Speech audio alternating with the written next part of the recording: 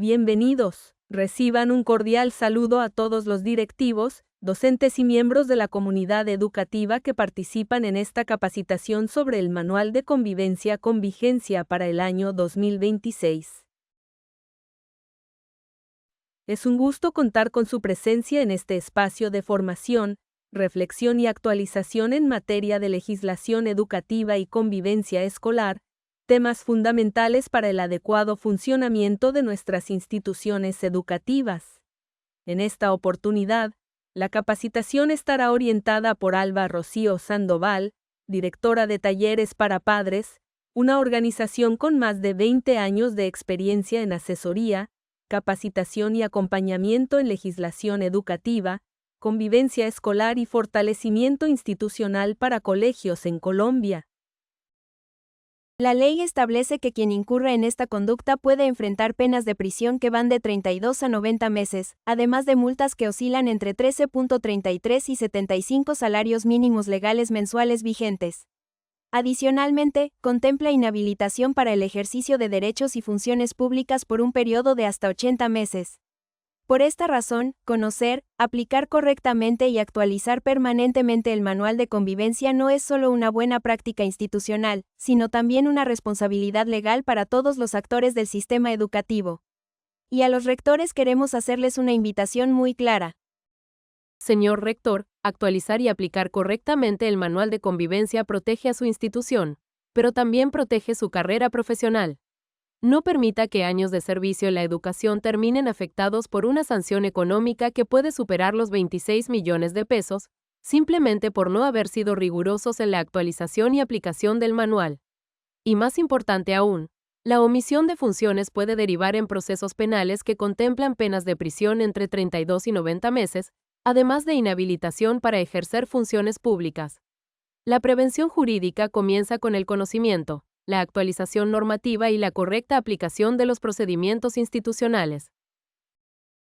En esta capacitación estamos presentando una base documental sólida que permite estructurar correctamente los manuales de convivencia con vigencia para 2026. Uno de los primeros aspectos que debemos entender es la jerarquía normativa que rige estos documentos. En este contexto, se establece claramente que la ley prevalece sobre la jurisprudencia como criterio principal de aplicación normativa. Esto significa que el manual de convivencia debe construirse principalmente con base en las leyes vigentes y los decretos reglamentarios, garantizando que el documento tenga seguridad jurídica y aplicabilidad institucional. Un concepto fundamental dentro de esta estructura es el llamado bloque de consenso. Es importante aclarar que el bloque de consenso no es simplemente un acuerdo entre los actores de la comunidad educativa. Se trata de una estructura técnica que integra diferentes fuentes normativas. Entre ellas encontramos principalmente la Ley 1620 de 2013, que regula el sistema de convivencia escolar, y el Decreto 1075 de 2015, que compila la normativa del sector educativo. A esto se suma la autonomía escolar, que permite a cada institución adaptar estas normas a su realidad institucional. Otro elemento central que plantea esta capacitación es el concepto de alianza familia-escuela. El manual de convivencia no debe entenderse únicamente como un documento disciplinario o sancionatorio. Por el contrario, debe convertirse en una herramienta que promueva la corresponsabilidad entre la institución educativa y las familias. Esto implica una participación activa de los padres en los procesos formativos y convivenciales de los estudiantes. De esta manera, el manual deja de ser un simple código punitivo y se transforma en una herramienta pedagógica con enfoque restaurativo. Sin embargo, es importante recordar que esta corresponsabilidad no elimina la responsabilidad civil y legal que tienen los padres frente a las acciones de sus hijos. Para iniciar con las pautas de construcción del Manual de Convivencia 2026, es fundamental entender su base jurídica. La autonomía escolar, consagrada en la Ley 115 de 1994, no es una facultad absoluta. Se trata de una potestad reglamentaria delegada, lo que significa que las instituciones educativas pueden construir sus propios manuales, pero siempre dentro del marco de la Constitución y la ley. Esto implica que el manual de convivencia debe estar alineado con el bloque de constitucionalidad, garantizando el respeto de los derechos fundamentales. El objetivo es claro: construir un documento que resista al análisis de los jueces de tutela y de los órganos de control. A partir de esta base jurídica, se establecen 10 pautas fundamentales para la construcción del Manual de Convivencia 2026. Estas pautas permiten que el manual no solo sea un documento formal, sino una herramienta jurídicamente sólida, aplicable y protectora para toda la comunidad educativa. Además, garantizan que el manual tenga la capacidad de responder adecuadamente ante procesos legales, evitando sanciones y riesgos institucionales. A continuación, abordaremos la primera de estas pautas. La primera pauta fundamental es la preeminencia del interés general sobre el interés particular. Este principio se fundamenta en la jerarquía normativa, conocida como la pirámide de Kelsen, donde la Constitución y la ley están por encima de cualquier otra disposición. Para el Manual de Convivencia 2026, esto implica que la institución educativa debe dejar claramente establecido que se somete al imperio de la ley por encima de cualquier criterio interno. Adicionalmente, se recomienda incluir una nota jurídica introductoria que explique a padres de familia y autoridades que la autonomía escolar tiene su origen en la Constitución y que, en todo caso, el interés general siempre prevalece sobre el particular. Como complemento de la primera pauta, es importante entender que el manual de convivencia no puede ser modificado por decisiones individuales, ya sea de un estudiante, un padre de familia o incluso un actor institucional. Su validez se fundamenta en el consenso de toda la comunidad educativa, lo que le otorga legitimidad y fuerza normativa. Desde el punto de vista jurídico, el manual debe asumirse como una norma obligatoria para todas las partes, siempre dentro del marco de la jerarquía normativa. Esto significa que el manual se encuentra subordinado a la Constitución y la ley, garantizando coherencia y seguridad jurídica. Adicionalmente, el manual de convivencia debe estar alineado con las principales normas del sistema educativo colombiano, como la Ley 115 de 1994, la Ley 1098 de 2006 y la Ley 1620 de 2013. La jurisprudencia, por su parte, debe utilizarse como un criterio auxiliar, no como el eje principal de construcción normativa. Esto permite evitar que fallos de tutela aislados terminen desarticulando el proyecto educativo institucional. El objetivo es claro: lograr un manual que proteja la estabilidad jurídica y pedagógica de la institución educativa. Entramos ahora en la segunda pauta fundamental, la posición de garante institucional. Los directivos docentes, y especialmente los rectores, tienen por mandato constitucional y legal una posición de garante frente a los estudiantes, quienes son menores de edad bajo su cuidado. Esto implica la obligación de velar por la vida, la integridad física, moral y emocional de los educandos.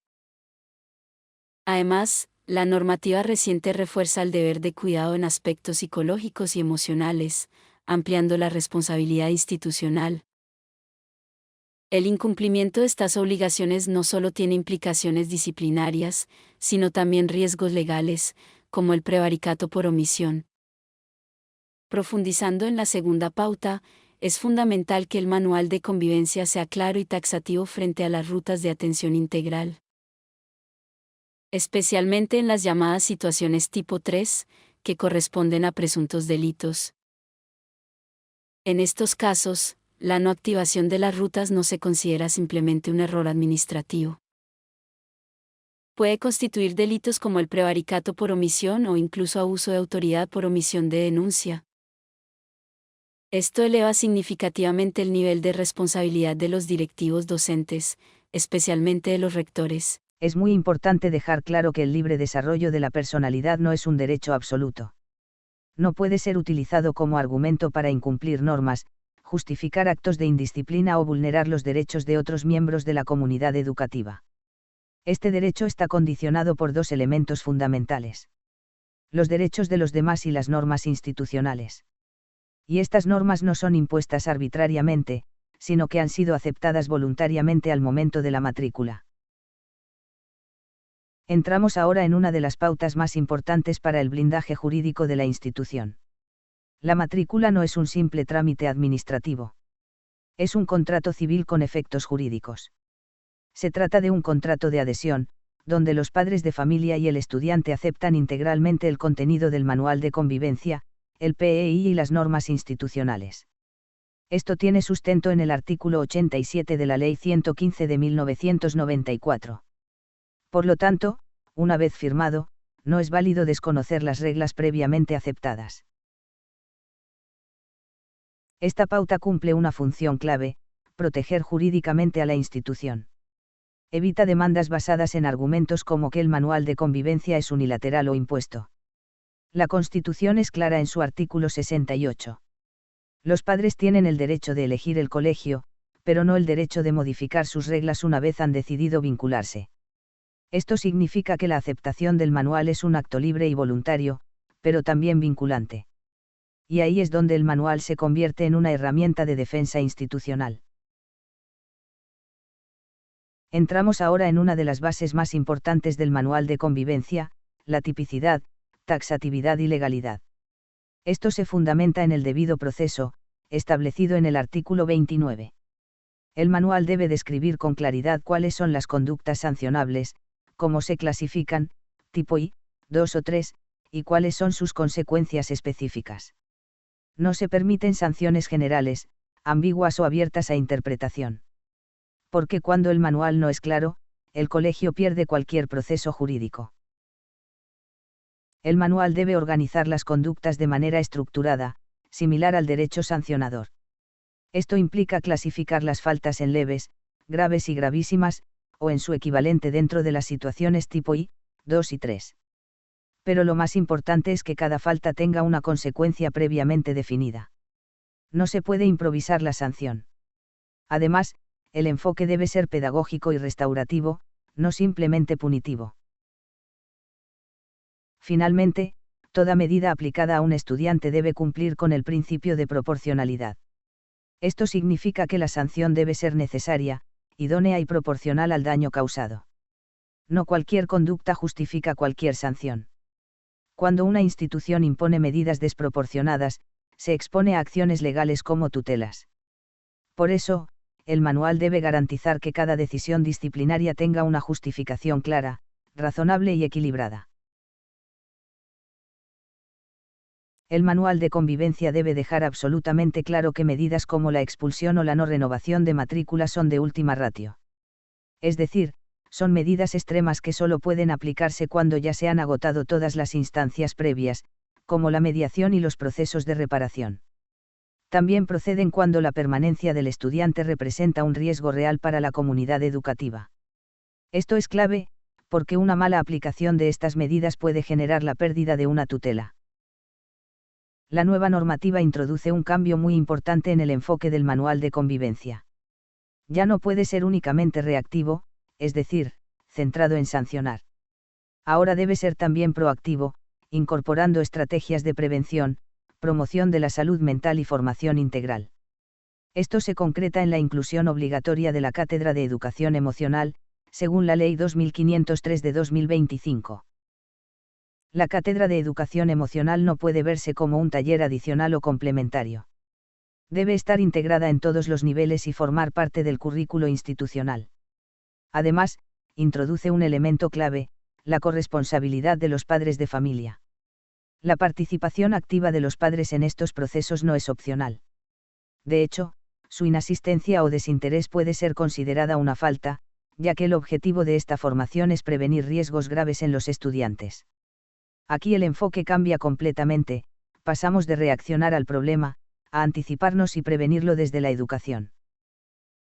En situaciones de alta gravedad, como violencia sexual o acoso grave, el manual debe ser absolutamente claro: los careos están prohibidos.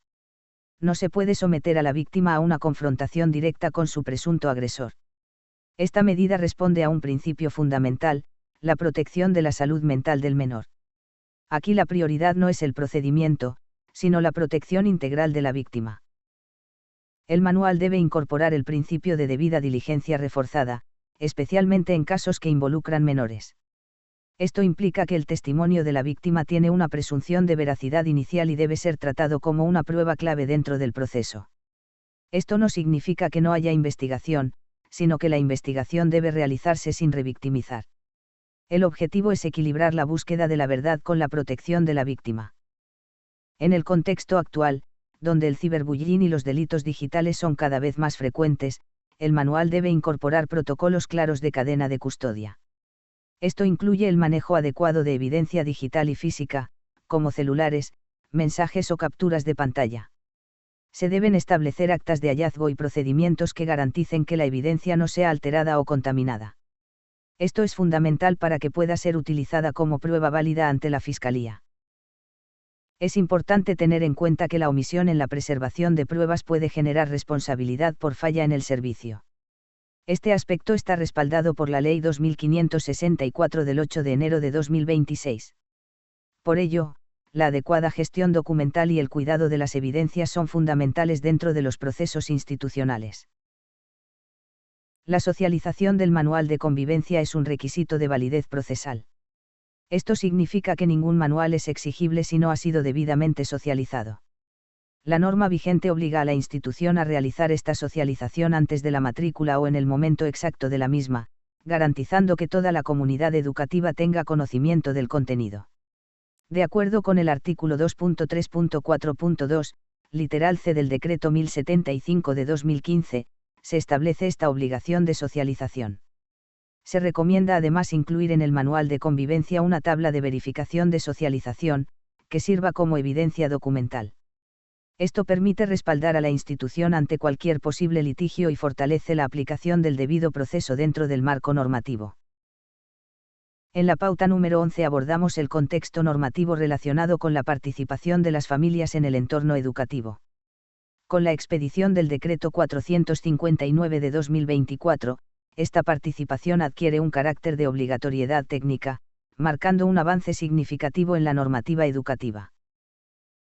El principio de paridad establece que las familias deben ser integradas en los procesos educativos en condiciones de igualdad.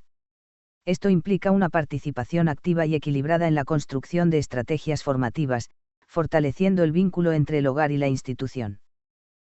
La corresponsabilidad familia-escuela implica un compromiso compartido en la formación de los estudiantes. No se trata únicamente de informar a las familias, sino de vincularlas activamente en los procesos educativos. Este enfoque contribuye directamente al fortalecimiento de la convivencia escolar y al desarrollo integral de los estudiantes.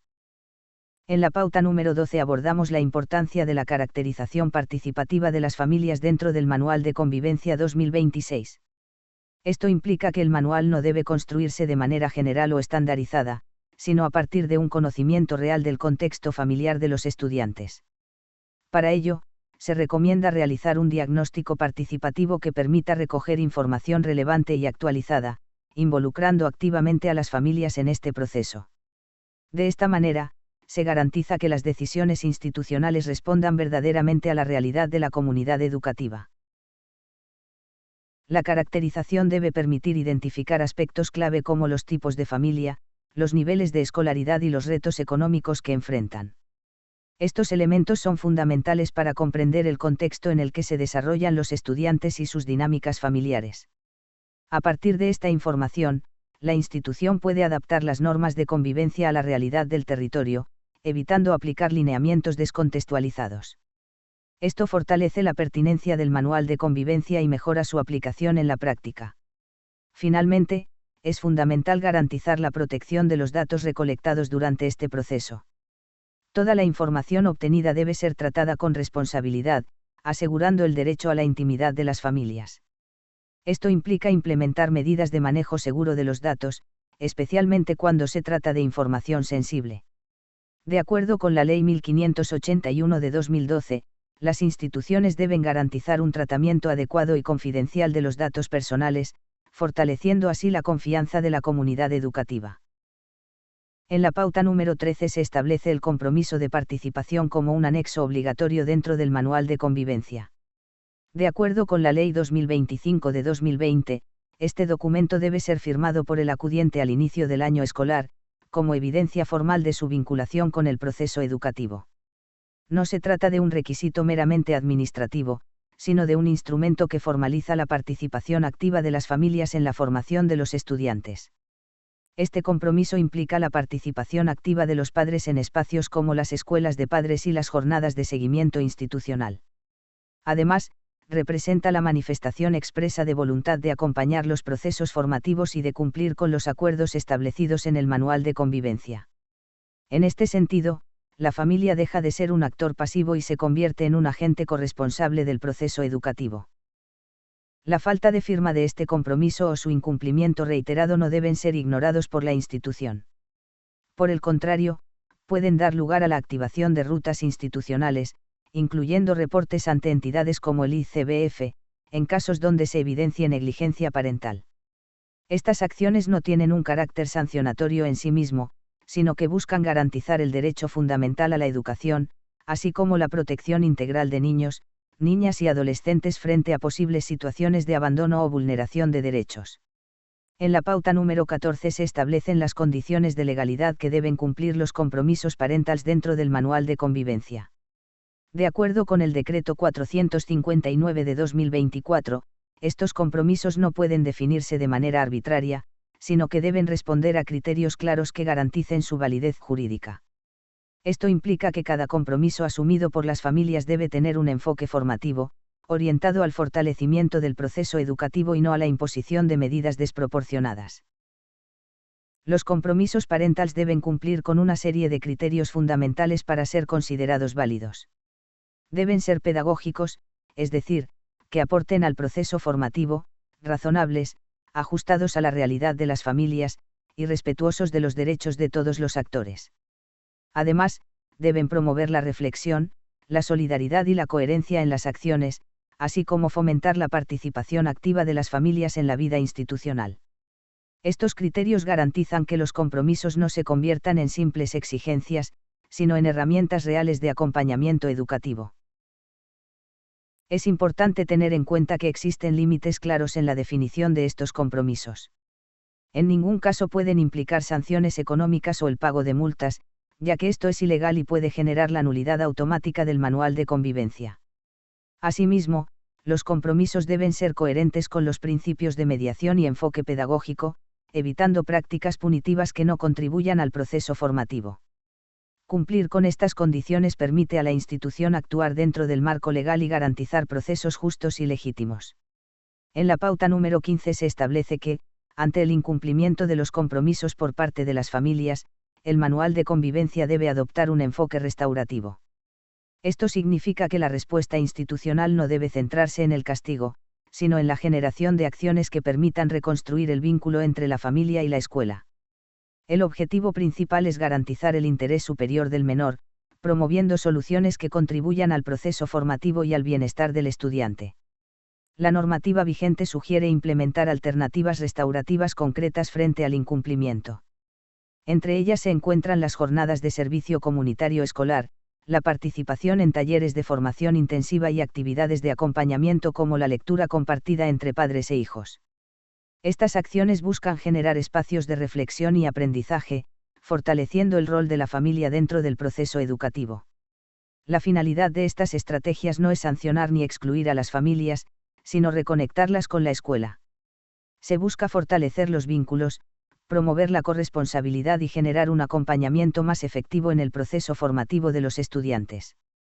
De esta manera, la institución actúa desde un enfoque pedagógico y preventivo, evitando medidas que puedan generar distanciamiento o desinterés por parte de las familias. En la pauta número 16 se establece la escuela de padres y madres como un imperativo legal dentro del sistema educativo. De acuerdo con la Ley 2025 de 2020, las instituciones educativas no solo pueden, finalmente, es fundamental que la institución realice un adecuado seguimiento de estos espacios. Esto incluye llevar un registro de asistencia, certificar la participación de las familias y conservar esta información como evidencia del cumplimiento de la norma. Estos registros no solo permiten hacer seguimiento al proceso formativo, sino que también constituyen un respaldo legal ante posibles situaciones de responsabilidad institucional, demostrando la debida diligencia en la formación y acompañamiento a las familias. Formación continua a lo largo del año escolar. Además, se debe promover la participación activa de las familias, evitando que estos encuentros se conviertan en simples reuniones informativas sin impacto real. Finalmente, es fundamental que la institución realice un adecuado seguimiento de estos espacios.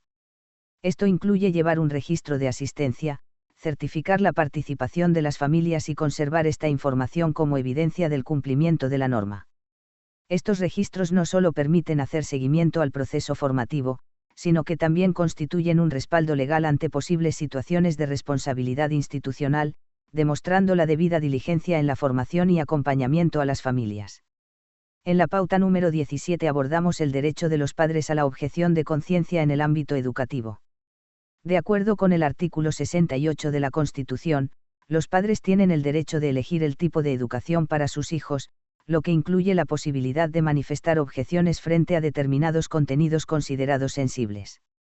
Esto puede presentarse, por ejemplo, en temas relacionados con la educación sexual o la formación religiosa, donde las familias pueden tener posturas particulares que deben ser respetadas. Sin embargo, este derecho no es absoluto y tiene límites claramente establecidos. La objeción de conciencia no puede utilizarse como una excusa para desconocer los derechos humanos ni para promover prácticas de discriminación hacia otros miembros de la comunidad educativa. La institución debe garantizar un equilibrio entre el respeto por las creencias familiares y el cumplimiento de su función formativa, asegurando una educación integral para todos los estudiantes. Por esta razón, el Manual de Convivencia debe establecer un protocolo claro para la objeción de conciencia. Este protocolo debe permitir que los padres expresen sus reparos de manera formal y transparente, dejando registro institucional de la situación. Al mismo tiempo, se debe garantizar que esta objeción no afecte la evaluación ni el proceso académico del estudiante, evitando cualquier tipo de perjuicio. De esta manera, se protege tanto el derecho de las familias como la responsabilidad educativa de la institución. En la pauta número 18 abordamos la responsabilidad civil solidaria de los padres frente a las conductas de sus hijos. De acuerdo con el Código Civil, específicamente en los artículos 2346, 2347 y 2348, los padres son responsables por los daños que causen sus hijos menores de edad. Esta responsabilidad se fundamenta en la patria potestad, entendida como el deber de orientación, cuidado y control sobre los hijos. Por lo tanto, no se trata solo de un principio formativo, sino también de una obligación legal con implicaciones patrimoniales. En el contexto del Manual de Convivencia, esta responsabilidad debe aplicarse respetando siempre el debido proceso. Esto implica que, ante una situación de daño o agresión, la institución debe adelantar un proceso que permita establecer la responsabilidad del estudiante. Una vez determinada esta responsabilidad, el acudiente debe asumir la reparación de los daños causados, especialmente cuando se trata de afectaciones materiales o a terceros. De esta manera, se garantiza justicia para la víctima y coherencia en la aplicación de las normas institucionales. Incorporar esta disposición en el Manual de Convivencia también protege a la institución educativa. Al dejar claro que la responsabilidad recae en los padres, se evita que el colegio asuma cargas patrimoniales que legalmente no le corresponden.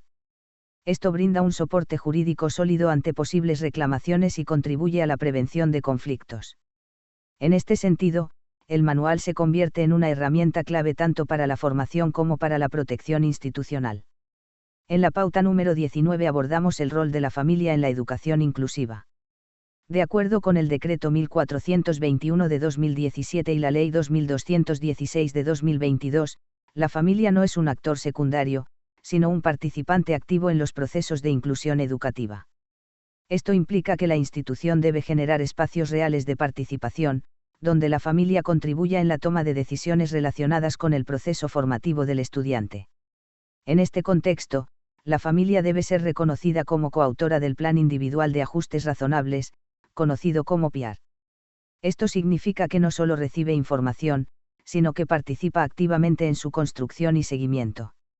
Además, tiene la responsabilidad de aportar diagnósticos actualizados y asistir a las mesas de seguimiento pedagógico, garantizando que los ajustes respondan a las necesidades reales del estudiante. Es fundamental que la institución deje evidencia de la participación de la familia en estos procesos. En caso de que los padres se nieguen a colaborar en la implementación de los ajustes razonables, esta situación debe quedar debidamente documentada. Esto permite proteger a la institución frente a posibles quejas por falta de calidad educativa, demostrando que se brindaron las oportunidades de participación y acompañamiento requeridas. En la pauta número 20 abordamos la participación de las familias en la prevención de la violencia de género. La normativa vigente establece que el Manual de Convivencia 2026 debe incorporar un enfoque preventivo, en el cual las familias cumplen un papel fundamental.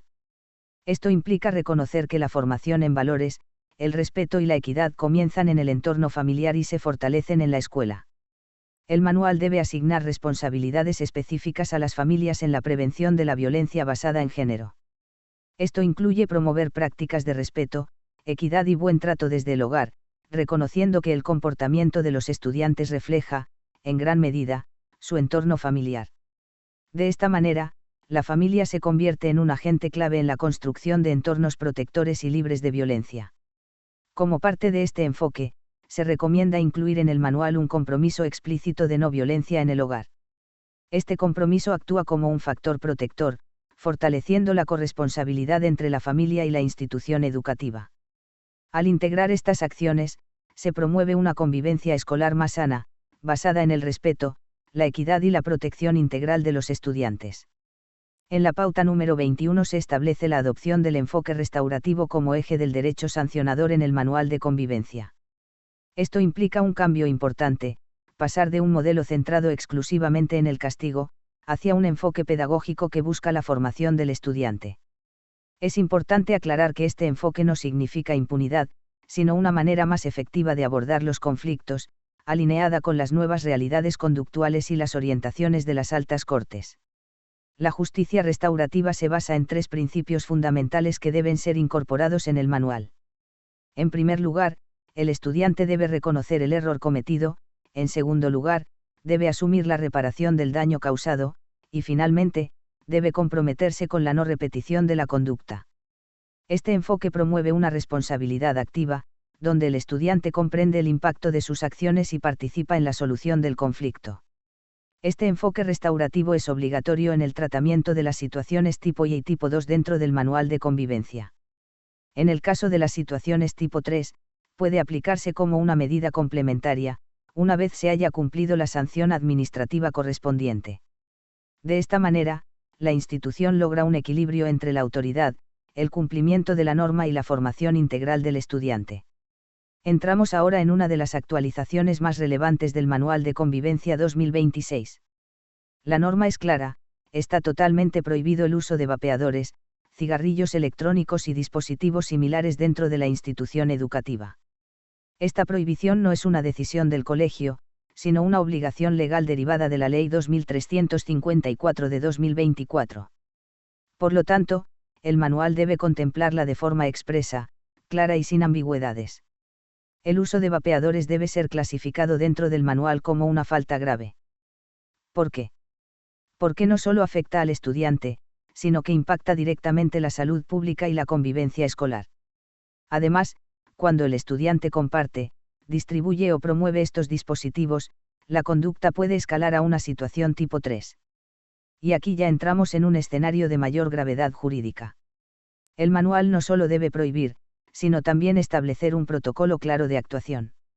Esto incluye la incautación del dispositivo, el manejo adecuado bajo cadena de custodia y la notificación inmediata a los padres de familia. Además, el estudiante debe ser remitido a programas de salud, porque el enfoque también es preventivo. Pero atención a esto, si el estudiante induce o facilita el consumo a otros, puede haber implicaciones penales bajo el artículo 381 del Código Penal. Aquí el colegio no puede improvisar. Debe actuar con rigor, claridad y respaldo normativo. El manual de convivencia debe garantizar un principio fundamental: el estudiante no puede ser marcado de por vida por sus errores. Esto implica proteger su buen nombre, su intimidad y evitar cualquier forma de estigmatización dentro de la institución. La educación también implica dar segundas oportunidades. La norma sugiere establecer un derecho al olvido escolar. Esto significa que, después de un año de buen comportamiento, las anotaciones correspondientes a situaciones tipo I y tipo 2 deben ser archivadas. De esta manera, se evita que antecedentes disciplinarios afecten el desarrollo futuro del estudiante.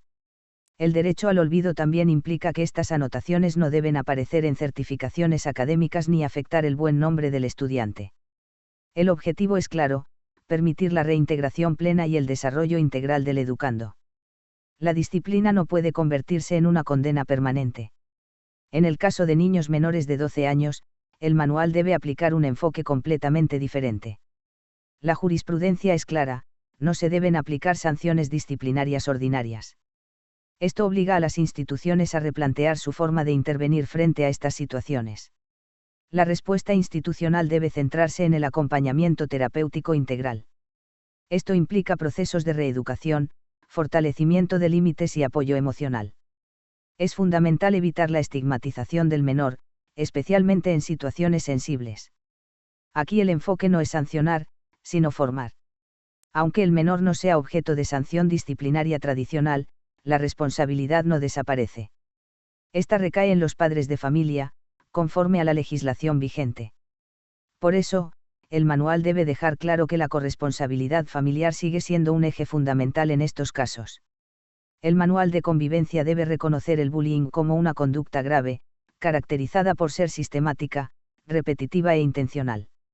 La jurisprudencia establece que las instituciones educativas tienen un deber reforzado de actuación frente a estos casos. Esto significa que no pueden minimizar ni postergar la intervención. Uno de los puntos más críticos es el tiempo de respuesta. Ante el primer reporte de acoso escolar, la institución debe activar la ruta de atención en un plazo máximo de 24 horas. No hacerlo puede constituir una falla en el servicio por omisión negligente. Aquí no hay margen de espera. Es importante entender que todo caso de bullying es considerado una forma de maltrato infantil. Por eso, la inacción del colegio no solo es una omisión, sino un riesgo jurídico real. Actuar de manera oportuna no solo protege al estudiante, sino también a la institución. El Manual de Convivencia 2026 debe incorporar un concepto clave: la violencia de género y la llamada violencia aislante. Esta última se refiere a las agresiones contra quienes apoyan a las víctimas. Es una forma de presión que busca silenciar la denuncia. Cualquier represalia contra quienes denuncian o apoyan casos de violencia de género debe ser clasificada como una falta gravísima. Esto incluye intimidación, hostigamiento o cualquier forma de presión. El manual debe ser contundente en esta protección. El enfoque institucional debe ser de tolerancia cero frente a cualquier forma de discriminación, violencia de género o abuso sexual infantil. El manual debe dejar claro que la protección de la víctima es prioridad absoluta. Aquí no hay interpretaciones, hay una obligación ética, legal y pedagógica. El Manual de Convivencia 2026 debe dejar absolutamente claro que el uso del celular dentro del entorno escolar no es libre ni discrecional. La ley colombiana permite su uso, pero exclusivamente con fines pedagógicos, es decir, cuando el docente lo autoriza como herramienta de aprendizaje. Esto implica que el estudiante no puede utilizarlo para fines personales, redes sociales o distracciones dentro del aula. La institución no debe improvisar, sino establecer reglas claras, específicas y previamente conocidas, que orienten el uso responsable de la tecnología como un recurso educativo, no como un factor de riesgo o desorden.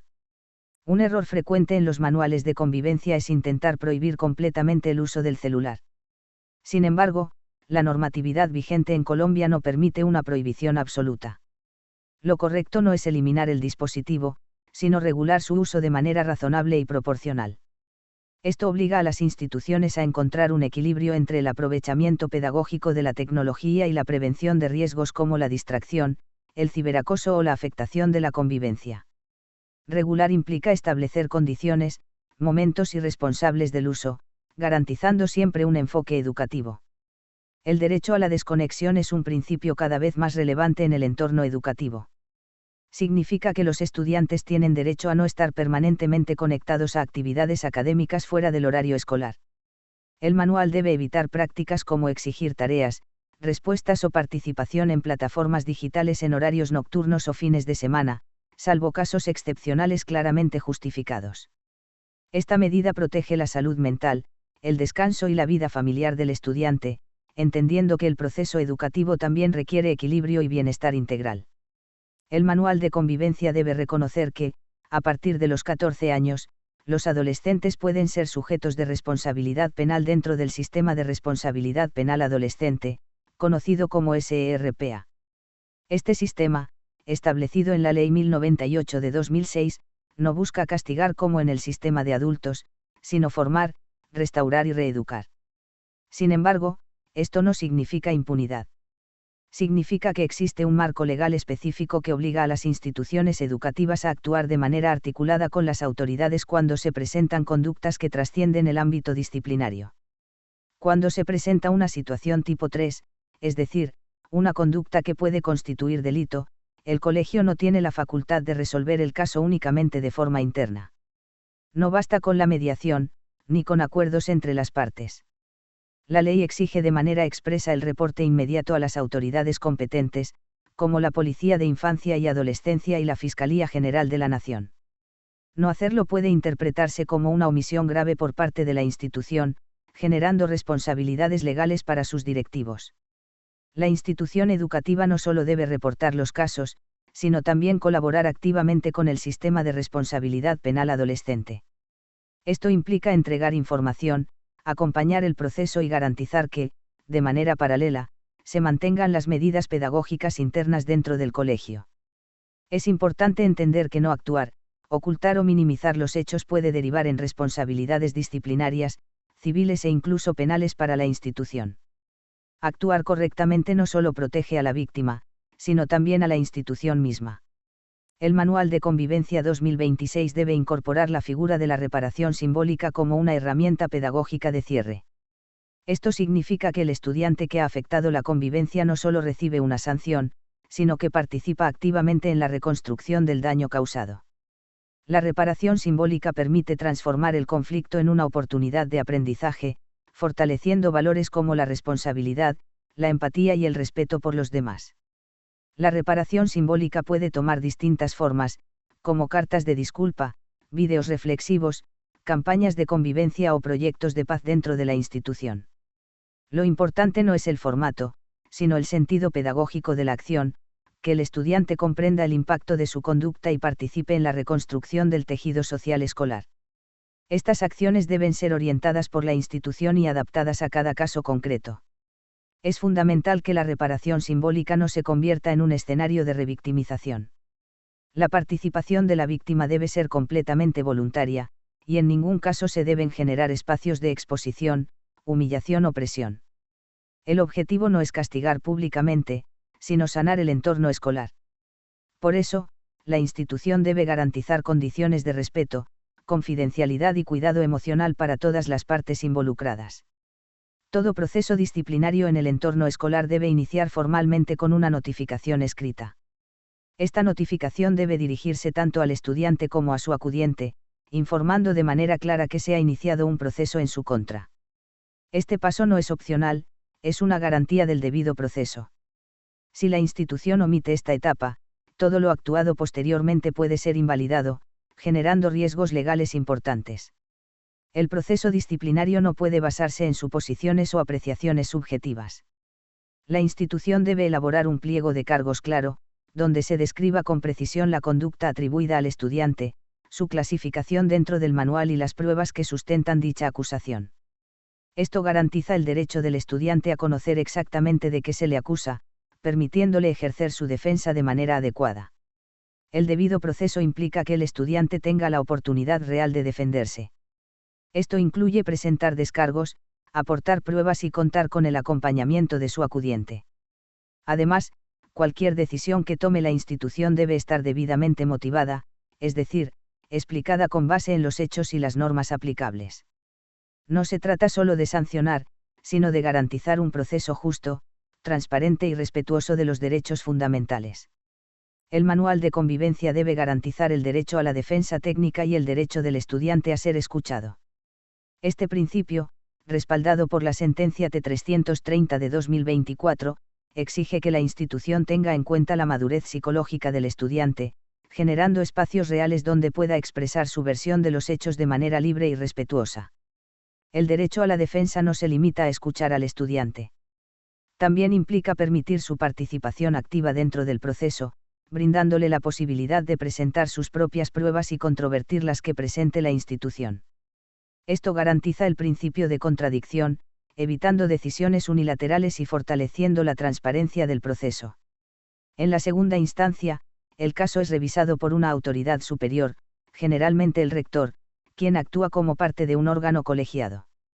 Esta revisión permite garantizar imparcialidad, una valoración más amplia del caso y una decisión final más sólida dentro del proceso. Un elemento fundamental del debido proceso es el derecho a la doble instancia.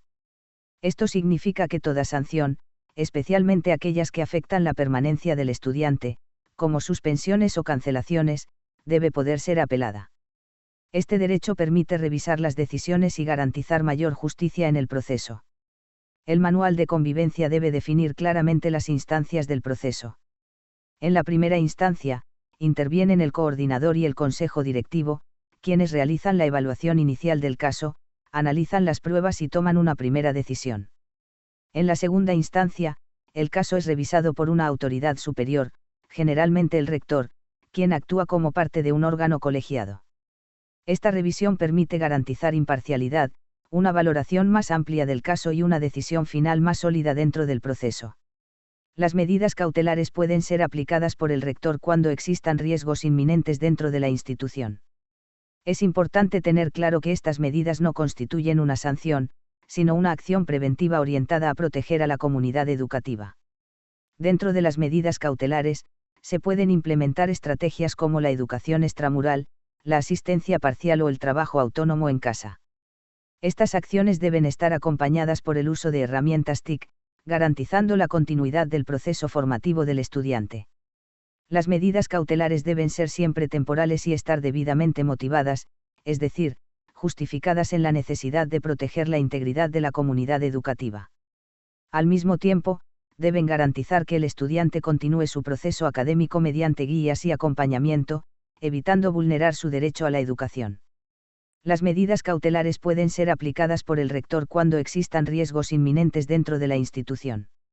Es importante tener claro que estas medidas no constituyen una sanción, sino una acción preventiva orientada a proteger a la comunidad educativa. El comité tiene la responsabilidad de liderar la ruta de atención integral, documentar los casos que se presentan y realizar seguimiento a las situaciones que afectan la convivencia. Su rol es clave en la organización y trazabilidad de los procesos. Finalmente, el comité de convivencia se encarga de recomendar medidas pedagógicas, más no de imponer sanciones.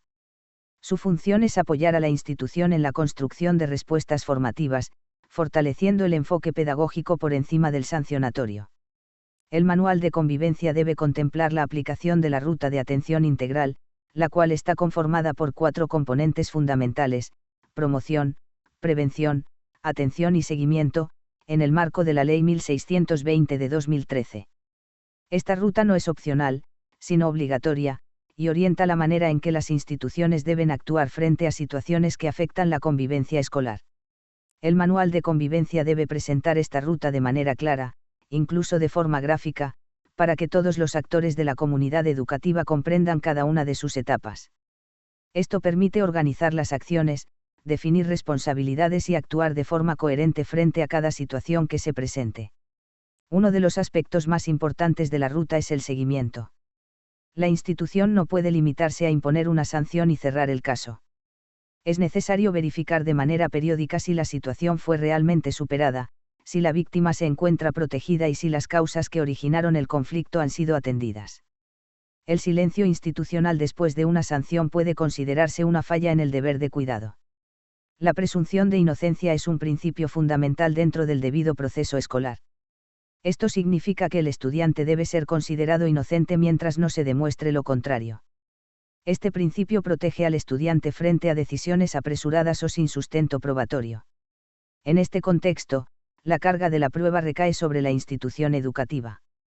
Es el colegio quien debe demostrar que el estudiante incurrió en una falta, y no el estudiante quien deba probar su inocencia.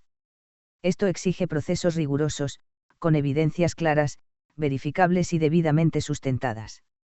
Las decisiones disciplinarias deben estar basadas en pruebas reales y no en suposiciones, rumores o percepciones. Este enfoque garantiza justicia, transparencia y respeto por los derechos del estudiante, fortaleciendo la legitimidad de las decisiones institucionales y evitando posibles vulneraciones al debido proceso. Toda decisión final dentro de un proceso disciplinario debe constituirse como un acto administrativo debidamente motivado. Esto significa que no es suficiente con imponer una sanción o tomar una decisión, sino que la institución tiene la obligación de explicar de manera clara y detallada las razones que la sustentan, garantizando transparencia y legalidad en el proceso. No basta con tomar una decisión, la institución debe demostrar cómo llegó a ella. Esto implica valorar cada una de las pruebas, analizar los descargos presentados por el estudiante y explicar claramente por qué fueron aceptados o rechazados. Además, se deben aplicar los criterios de graduación de la falta, teniendo en cuenta los atenuantes y agravantes. La decisión debe ser comprensible, estructurada y completamente sustentada. Cuando una decisión no está debidamente motivada, se convierte en un acto vulnerable jurídicamente. La falta de motivación es una causal directa de nulidad ante la jurisdicción contencioso-administrativa. Esto expone a la institución a demandas, pérdida de autoridad en sus decisiones y posibles sanciones. Motivar no es un requisito formal, es una garantía legal que protege tanto al estudiante como a la institución. En los casos de violencia, especialmente cuando involucran niñas, niños o adolescentes, la institución debe actuar con debida diligencia reforzada. Esto implica una respuesta más rápida, más rigurosa y con un enfoque diferencial. No se trata de un procedimiento ordinario, sino de una actuación prioritaria que reconoce la especial protección que tienen los menores de edad. La institución no puede esperar a que exista una denuncia formal para actuar. El principio de oficiosidad obliga a intervenir desde el momento en que se tiene conocimiento de hechos notorios o indicios de una posible vulneración. No actuar a tiempo puede agravar la situación y generar responsabilidades para quienes omitieron su deber. El principio de oportunidad exige actuar de manera inmediata. Cada momento cuenta cuando se trata de proteger a un estudiante. Una respuesta tardía puede generar daños mayores y comprometer la integridad de la víctima. Por eso, la actuación debe ser rápida, eficaz y orientada a garantizar una protección integral. La institución educativa tiene la obligación de proteger la identidad de los menores en todos los procesos de convivencia. En cumplimiento de la Ley 1098 de 2006, no se pueden divulgar nombres ni información que permita identificar a los estudiantes involucrados en situaciones disciplinarias. Esta medida busca proteger su derecho al buen nombre, evitar el daño reputacional y prevenir cualquier forma de estigmatización dentro o fuera de la comunidad educativa. Es fundamental entender que está prohibido divulgar la identidad de los menores en actas, resoluciones o comunicaciones institucionales. Para ello, se deben utilizar iniciales o nombres ficticios, especialmente cuando la información pueda hacerse pública. Un manejo inadecuado de estos datos puede generar afectaciones graves al estudiante e incluso responsabilidades legales para la institución o el funcionario que incurra en esta falta. La normativa también sugiere la creación de un archivo reservado de convivencia, el cual debe tener acceso restringido únicamente a las personas autorizadas. Este archivo permite organizar la información de los casos, pero garantizando su confidencialidad. El manejo responsable de estos datos es clave para proteger los derechos de los estudiantes y evitar situaciones de exposición indebida o escarnio público. Garantizar condiciones adecuadas de infraestructura hace parte del deber de la institución educativa. La prevención de la falla en el servicio implica que los espacios donde permanecen los estudiantes deben ser seguros y aptos para su uso. No se trata solo de reaccionar ante un daño, sino de anticiparse a los riesgos que puedan afectar la integridad de la comunidad educativa. Por eso, el mantenimiento y la supervisión constante de las instalaciones son fundamentales para evitar situaciones que puedan generar responsabilidad para la institución. El reporte de daños en la infraestructura no es opcional, es una obligación de los docentes y del personal institucional. Cuando se identifica una situación de riesgo, debe activarse el protocolo correspondiente y dejar registro de la novedad. Este proceso permite evidenciar que la institución actuó de manera diligente y oportuna frente a la situación. No reportar a tiempo puede agravar el riesgo y comprometer la responsabilidad de quienes conocían el hecho y no actuaron. La normativa también sugiere la creación de un archivo reservado de convivencia, el cual debe tener acceso restringido únicamente a las personas autorizadas. Este archivo permite organizar la información de los casos, pero garantizando su confidencialidad. El manejo responsable de estos datos es clave para proteger los derechos de los estudiantes y evitar situaciones de exposición indebida o escarnio público.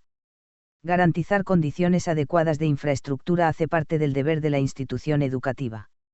La prevención de la falla en el servicio implica que los espacios donde permanecen los estudiantes deben ser seguros y aptos para su uso. No se trata solo de reaccionar ante un daño, sino de anticiparse a los riesgos que puedan afectar la integridad de la comunidad educativa.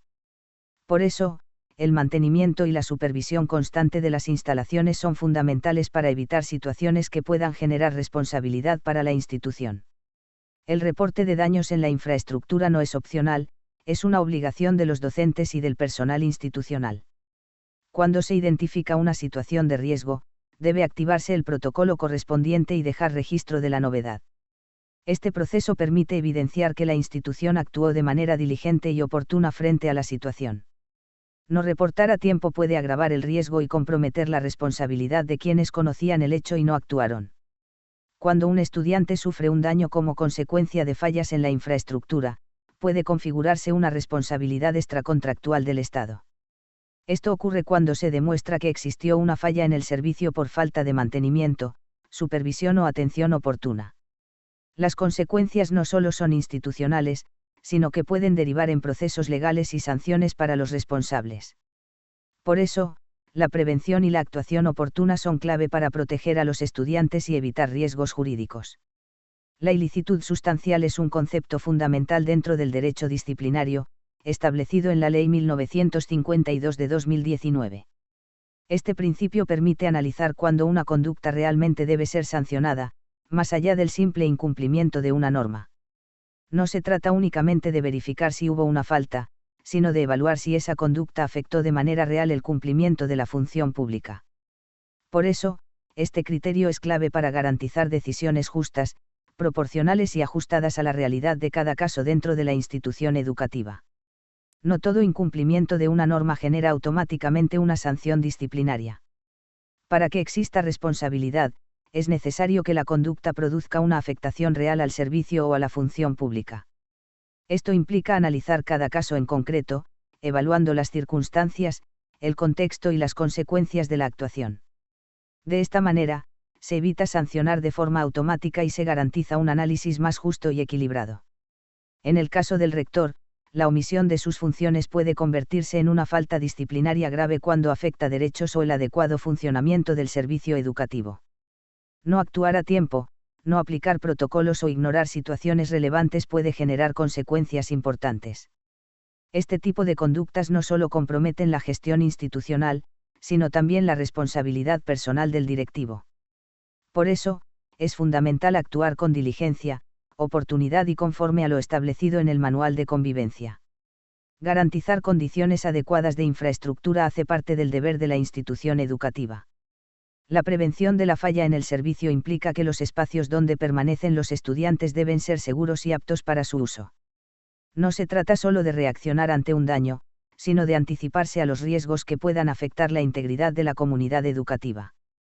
Por eso, el mantenimiento y la supervisión constante de las instalaciones son fundamentales para evitar situaciones que puedan generar responsabilidad para la institución. El reporte de daños en la infraestructura no es opcional, es una obligación de los docentes y del personal institucional. Cuando se identifica una situación de riesgo, debe activarse el protocolo correspondiente y dejar registro de la novedad. Este proceso permite evidenciar que la institución actuó de manera diligente y oportuna frente a la situación. No reportar a tiempo puede agravar el riesgo y comprometer la responsabilidad de quienes conocían el hecho y no actuaron. Cuando un estudiante sufre un daño como consecuencia de fallas en la infraestructura, puede configurarse una responsabilidad extracontractual del Estado. Esto ocurre cuando se demuestra que existió una falla en el servicio por falta de mantenimiento, supervisión o atención oportuna. Las consecuencias no solo son institucionales, sino que pueden derivar en procesos legales y sanciones para los responsables. Por eso, la prevención y la actuación oportuna son clave para proteger a los estudiantes y evitar riesgos jurídicos. La acción de repetición es un mecanismo legal establecido en la Ley 678 de 2001. Este permite que el Estado recupere el dinero que ha tenido que pagar por concepto de indemnizaciones, cuando el daño fue causado por la conducta de un servidor público.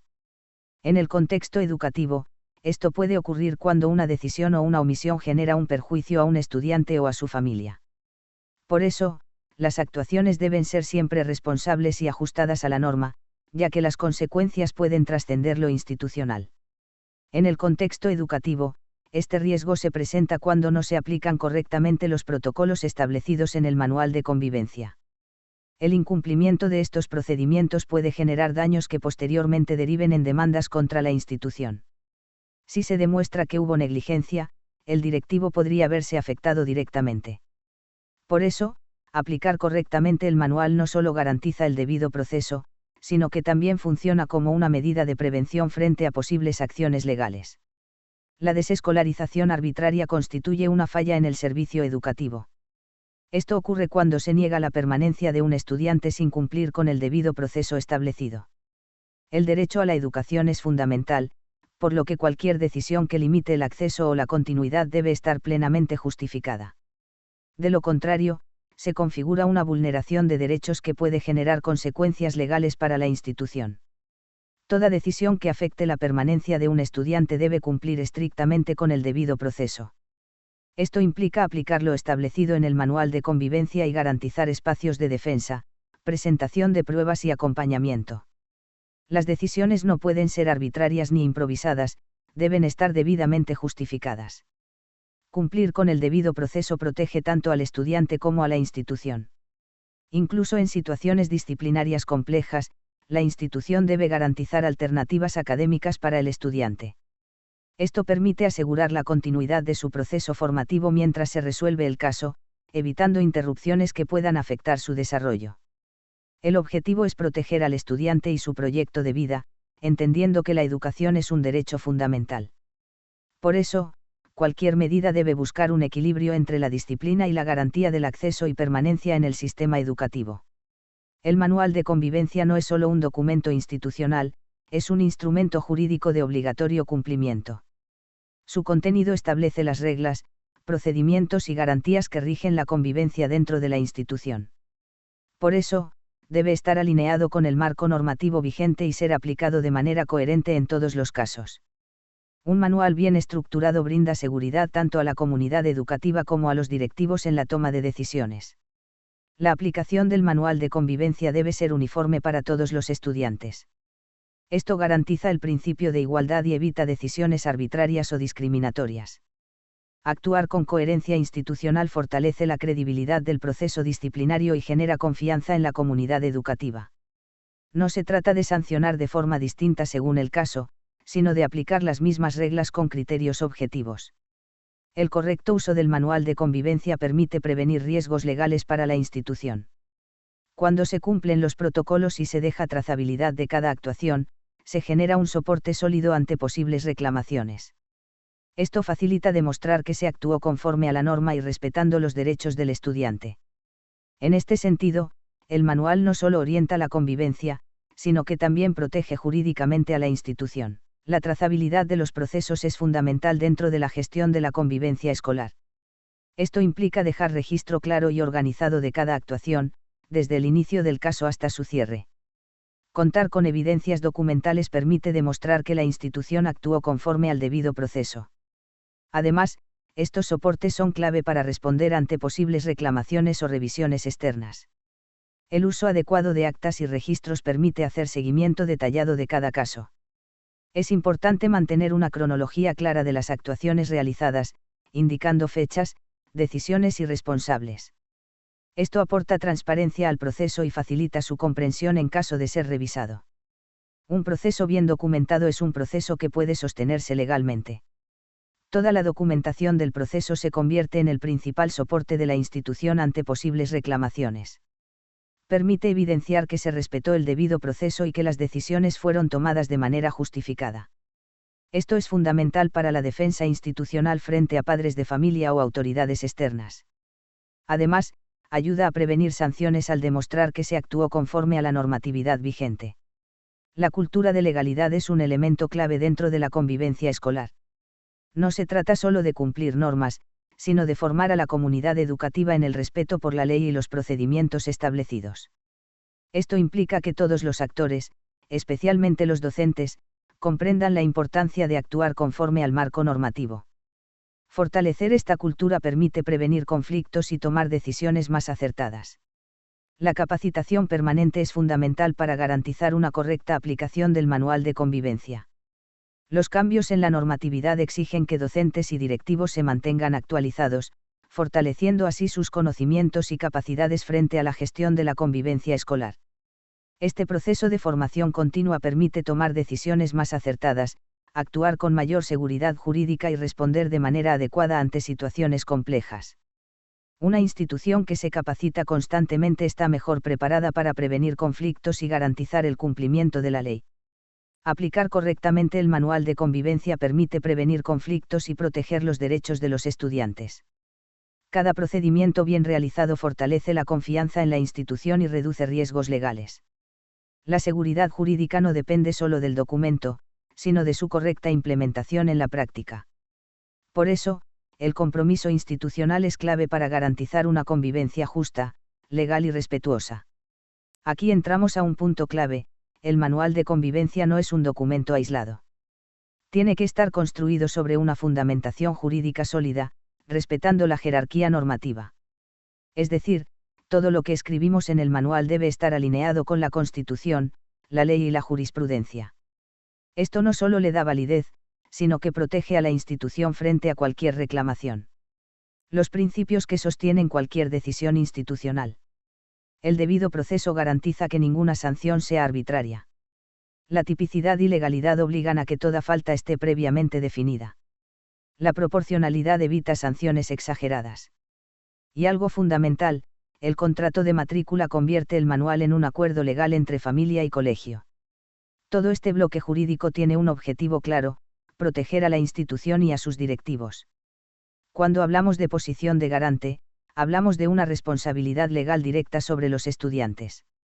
Por eso, cada norma del manual debe tener respaldo jurídico. No es solo pedagogía, es también protección legal. Un manual bien estructurado no solo orienta la convivencia, sino que blinda a la institución frente a riesgos jurídicos. Y precisamente, cuando el manual tiene una base jurídica sólida, también deja claro que la responsabilidad sobre la formación del estudiante no recae únicamente en la institución. La ley es muy clara en esto. La Ley 1098 de 2006, Código de Infancia y Adolescencia, establece el principio de corresponsabilidad, donde familia, Estado y sociedad tienen obligaciones conjuntas en la garantía de derechos. En el contexto educativo, esto significa que la familia no es un actor externo, sino parte activa del proceso formativo. Por eso, el manual debe definir con claridad cuáles son esos deberes compartidos, evitando que toda la carga recaiga únicamente en el colegio. En ese marco, el rol de la familia no puede ser pasivo. Desde el momento en que se firma el contrato de matrícula, se adquieren compromisos concretos frente al proceso educativo del estudiante. Esto incluye el acompañamiento académico, el seguimiento comportamental y la participación activa en las decisiones que afectan al estudiante. Además, la jurisprudencia ha reiterado que el contrato de matrícula tiene efectos jurídicos reales, lo que implica que las normas del manual no son sugerencias, sino condiciones aceptadas por ambas partes. Cuando la familia incumple estos compromisos, también se generan consecuencias dentro del marco legal establecido. Todo esto permite construir un equilibrio necesario dentro de la institución. Cuando las responsabilidades están claramente distribuidas, se reducen los conflictos y se fortalecen los procesos formativos. El colegio no asume funciones que no le corresponden, y la familia entiende su papel dentro del desarrollo integral del estudiante. Este equilibrio, además, protege jurídicamente a la institución, evitando reclamaciones basadas en la idea de que el colegio es el único responsable. Al final, un manual bien estructurado no solo organiza la convivencia, sino que establece reglas claras que garantizan justicia, corresponsabilidad y seguridad para todos los actores educativos. Y dentro de ese equilibrio entre familia e institución, aparece una garantía que no es negociable: el debido proceso. No se trata solo de un principio general, sino de un derecho fundamental consagrado en el artículo 29 de la Constitución Política de Colombia, que también aplica plenamente en el ámbito escolar. Esto significa que cualquier actuación disciplinaria debe respetar unas etapas claras, unas garantías mínimas y, sobre todo, el derecho del estudiante a defenderse. Además, la Ley 1620 de 2013 y el Decreto 1965 de 2013 refuerzan la obligación de que las instituciones educativas establezcan procedimientos claros dentro de sus manuales de convivencia. En este punto, es fundamental entender que el estudiante no es un sujeto pasivo dentro del proceso disciplinario. Tiene derecho a conocer los hechos que se le imputan, a presentar pruebas, a controvertir las que existan en su contra y a ser escuchado en condiciones de imparcialidad. Esto no es opcional. Es una obligación legal que, de no cumplirse, puede invalidar cualquier decisión que tome la institución. Incluso la jurisprudencia de la Corte Constitucional ha reiterado que la vulneración del debido proceso en el ámbito escolar puede dar lugar a acciones de tutela y a la anulación de sanciones. Y como consecuencia de todo lo anterior, cualquier decisión disciplinaria debe materializarse en un acto administrativo debidamente motivado. No basta con imponer una sanción, es necesario explicar claramente las razones, las pruebas valoradas y los criterios aplicados. Aquí es donde cobra especial importancia lo que ya vimos sobre la motivación del acto administrativo, porque una decisión sin sustento puede ser anulada fácilmente. Cumplir con el debido proceso no solo protege al estudiante, sino que garantiza la validez jurídica de las decisiones institucionales. En otras palabras, no es un requisito formal, es la base que sostiene toda la actuación disciplinaria del colegio. Listo, bíceps flexionado, seguimos muy bien estructurados. Ahora bien, para que ese debido proceso sea realmente válido, hay un principio que no se puede ignorar, la tipicidad. Esto significa que ninguna conducta puede ser sancionada si no está previamente definida como falta dentro del manual de convivencia. Este principio se deriva directamente del artículo 29 de la Constitución Política de Colombia y es desarrollado en el derecho disciplinario, especialmente en la Ley 1952 de 2019. En términos prácticos, la institución no puede improvisar sanciones ni crear faltas sobre la marcha. Todo debe estar previamente establecido, de manera clara, precisa y conocida por la comunidad educativa. A partir de este principio, el manual debe clasificar las faltas según su nivel de gravedad. No se trata solo de listarlas, sino de establecer criterios objetivos que permitan diferenciarlas. Las faltas leves, graves y muy graves deben estar claramente descritas, evitando ambigüedades que puedan dar lugar a interpretaciones arbitrarias.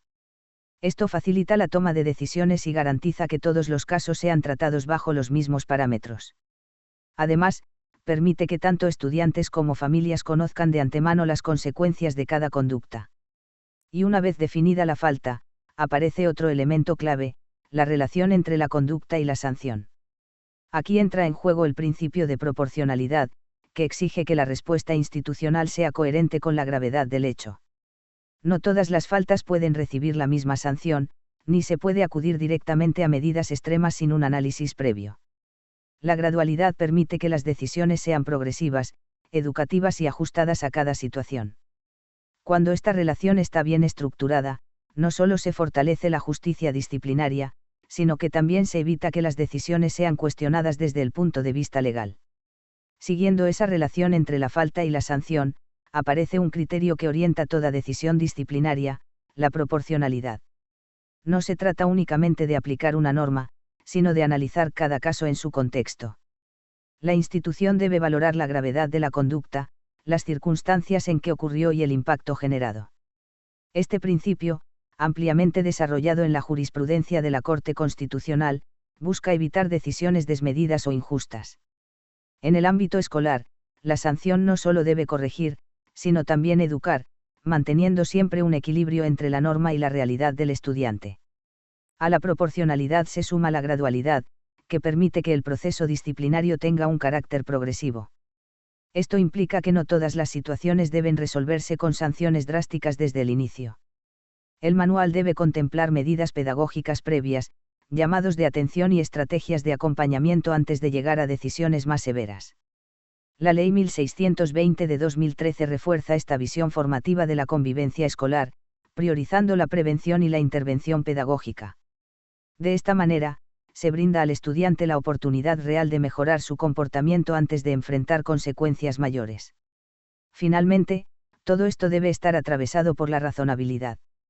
Cada decisión institucional debe ser lógica, coherente y debidamente justificada. No basta con aplicar una norma de forma automática, es necesario analizar el caso concreto y argumentar la decisión. La ausencia de razonabilidad puede convertir una sanción en un acto arbitrario, susceptible de ser cuestionado legalmente. Por eso, cuando la institución actúa con criterios de proporcionalidad, gradualidad y razonabilidad, no solo fortalece su función pedagógica, sino que garantiza la validez jurídica de todas sus actuaciones. Y cuando ya se han definido claramente los criterios de proporcionalidad, gradualidad y razonabilidad, es necesario pasar a la acción a través de las rutas de atención. Estas rutas no son opcionales. Están establecidas en la Ley 1620 de 2013 y reglamentadas por el Decreto 1965 de 2013, que organizan el Sistema Nacional de Convivencia Escolar. Esto significa que cada institución debe contar con protocolos claros para actuar frente a situaciones que afecten la convivencia, especialmente aquellas clasificadas como tipo I, 2 y 3. La activación de estas rutas no depende de la voluntad del docente o directivo, sino de la obligación legal de garantizar la protección de los estudiantes. En este marco, la correcta clasificación de las situaciones es fundamental. Las situaciones tipo I, 2 y 3 no solo diferencian niveles de gravedad, sino que determinan la forma en que la institución debe actuar. Mientras algunas requieren manejo pedagógico interno, otras implican intervención de entidades externas como el ICBF, la Policía de Infancia y Adolescencia o el sector salud. La Ley 1620 establece con claridad estas diferencias, y su incumplimiento puede generar responsabilidades para la institución. Por eso, no se trata solo de identificar la situación, sino de actuar de manera inmediata y conforme al protocolo establecido. Aquí es donde el tema adquiere un nivel aún más crítico, la responsabilidad legal. La no activación de las rutas de atención, especialmente en situaciones tipo 3, puede tener consecuencias jurídicas graves. No estamos hablando únicamente de una falta administrativa, sino de posibles conductas como el prevaricato por omisión o el incumplimiento del deber de denuncia, contemplados en el Código Penal colombiano. Esto refuerza la idea de que el manual de convivencia no es solo un instrumento pedagógico, sino también un mecanismo de protección legal. Actuar a tiempo no solo protege al estudiante, sino también a los docentes, directivos y a la institución en su conjunto. Y cuando se trata de situaciones tipo 3, el nivel de exigencia aumenta de manera significativa. Ya no estamos frente a un proceso ordinario, sino ante un debido proceso reforzado, donde la institución debe actuar con mayor diligencia, precisión y rapidez. Estas situaciones, por su gravedad, implican posibles vulneraciones de derechos fundamentales o incluso conductas que pueden constituir delitos. Por eso, la actuación no se limita al ámbito escolar, sino que exige la intervención inmediata de entidades externas, tal como lo establece la Ley 1620 de 2013 y el Decreto 1965 de 2013. En este punto, la institución deja de actuar sola y entra en un escenario de articulación interinstitucional. Dependiendo del caso, se debe dar aviso y activar rutas con entidades como el Instituto Colombiano de Bienestar Familiar, la Policía de Infancia y Adolescencia o los servicios de salud. Cada una de estas entidades cumple un rol específico en la protección integral del menor. Omitir esta articulación no solo debilita el proceso, sino que puede comprometer seriamente la responsabilidad legal de quienes conocieron el caso y no actuaron conforme a la ley. Y esto nos lleva a un punto absolutamente determinante, el deber de denuncia. Cuando se tiene conocimiento de una posible conducta que afecte gravemente a un estudiante, no es una opción guardar silencio. El Código Penal colombiano establece la obligación de reportar este tipo de situaciones, precisamente para garantizar la protección de los derechos de niños, niñas y adolescentes. No hacerlo puede derivar en responsabilidades penales para el funcionario o directivo que omite la acción. Por eso, actuar conforme a las rutas no solo es un deber institucional, sino una obligación legal que protege tanto al estudiante como a la institución. Todo lo que hemos venido desarrollando conduce a una idea central: el manual de convivencia no es un documento decorativo. Se trata de un instrumento vinculante, de obligatorio cumplimiento para toda la comunidad educativa. Su correcta estructuración permite que cada actuación institucional tenga un respaldo claro, evitando decisiones improvisadas o sin sustento. Además, cuando está alineado con la normatividad vigente, se convierte en una herramienta de seguridad jurídica tanto para docentes como para directivos. En esa misma línea, el manual cumple una función preventiva fundamental. Cuando las reglas están claras y los procedimientos bien definidos, se reducen significativamente los conflictos dentro de la institución. Actuar conforme a la ley no solo ordena los procesos, sino que evita errores que pueden convertirse en problemas legales. Cada decisión sustentada en el manual disminuye el riesgo de reclamaciones, tutelas o sanciones para la institución. Finalmente, todo esto trasciende lo normativo y se convierte en una cultura institucional.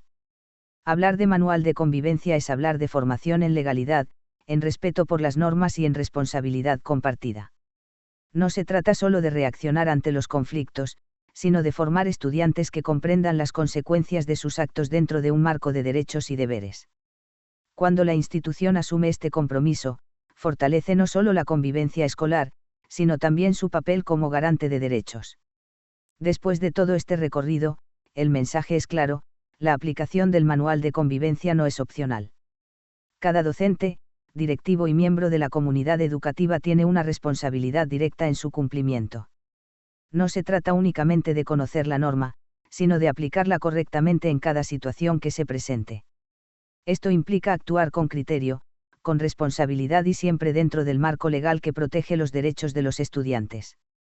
Todo lo abordado nos lleva a comprender que la convivencia escolar no puede gestionarse solo desde lo pedagógico. Debe integrarse un enfoque legal que garantice procesos justos, decisiones válidas y actuaciones responsables. La prevención, la formación integral y el respeto por el debido proceso son elementos que deben estar presentes en cada actuación institucional. Cuando esto se cumple, no solo se fortalecen los ambientes escolares, sino que se protege jurídicamente a la institución. Todo este proceso formativo nos deja una conclusión fundamental: el manual de convivencia es una herramienta de protección. Protege al estudiante, garantiza sus derechos y, al mismo tiempo, respalda a la institución en cada decisión que toma. Cuando las actuaciones están fundamentadas, los procesos son claros y las rutas se activan correctamente, la institución se fortalece. El verdadero reto está en llevar todo esto a la práctica diaria, con un compromiso permanente de actuar conforme a la ley y a los principios que rigen la convivencia escolar.